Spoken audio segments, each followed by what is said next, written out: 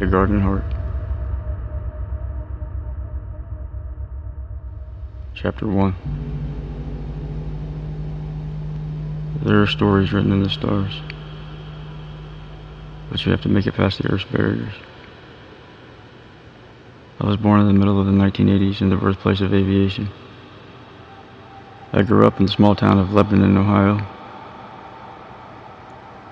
There's a road named after Neil Armstrong. It was also his hometown. The pioneering spirit of flight was in the air and a part of this ground, but I was never made aware. My mom and dad are Christians. They did what they believed was right, and they worked hard for the things we had. Home was a peaceful place. We were a normal family as far as strict Christian families go. Dad worked at the GM plant in Kettering, Ohio. He retired and pursued his dreams in mortuary science. Dealing with death isn't something many people can do, but he's a unique man. He can face difficult circumstances with a lot of perseverance and strength. My mother could have done many things in life, but she gave them up for her family and spent her time maintaining a nearly perfect household. She was my teacher for a few years when I homeschooled. When no one else is there and the world is against me, she's still there, trying to help. Going to church 3 nights a week taught me to respect God. Years later, I found that all those services planted seeds that outlasted my destruction. My brother was 7 when I was born. He became the outdoorsman of the family. He still loves his space in the country. He's always had talent with whatever he's interested in. He's a great brother. There's too many miles between us these days. I looked up to my brother as a kid, and I still do.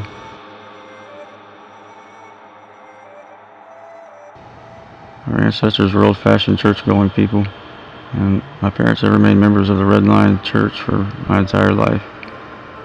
I was there 3 nights a week without fail. My great-grandpa founded the Little White Church in Red Line, and a few others. My other grandparents were religious. They found faith to be the answer in this dark world. My family came here from Kentucky looking to go further than the plains of Ohio. Though a man is considered equal and free, not many could see it wasn't the case in reality. Yet I was taught that this wasn't my home. Never looking to fly farther than the plains the Wright brothers built and go farther than the heavens where Neil Armstrong walked.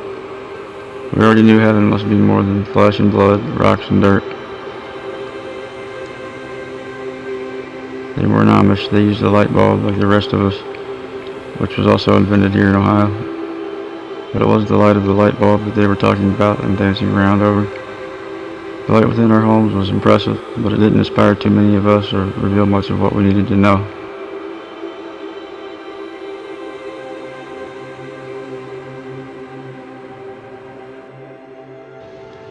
Though they settled here in Ohio, they talked about going to a better land, and they lived their lives dedicated to going home, the promised land.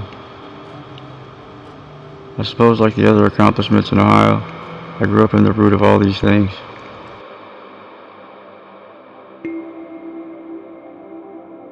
We as people in general have stopped searching and planning the kingdom of God and just settled on this earth.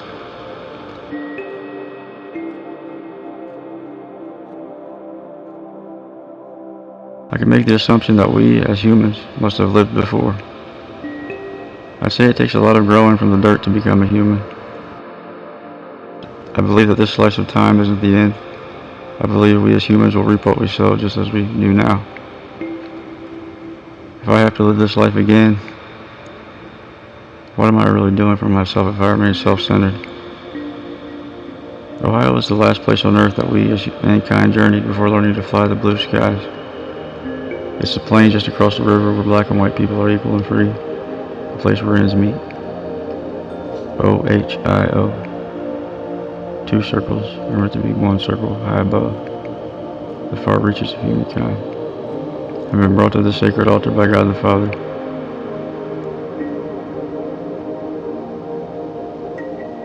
Just as Abraham stood in Ohio fighting for the liberty of the slaves.